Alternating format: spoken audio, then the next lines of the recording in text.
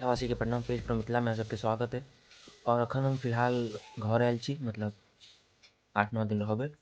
चलू फ्रेश होइ छी, फिर घर के खाना खेबै। चलू फ्रेश होइ छी पहले।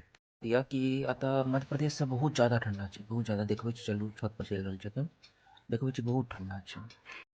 ठंडा देखबै छी बिहार के, देखियो कोहरा ही कोहरा। हो गेल छी हम रेडी, मम्मी के हाथ के खाना आइ खेलहुँ, बहुत मजा आबि गेल। देखबै छी बनेने रहथिन चावल, बड़ी, मिथिलांचल में जे कहै छियै बड़ी, और भुजिया।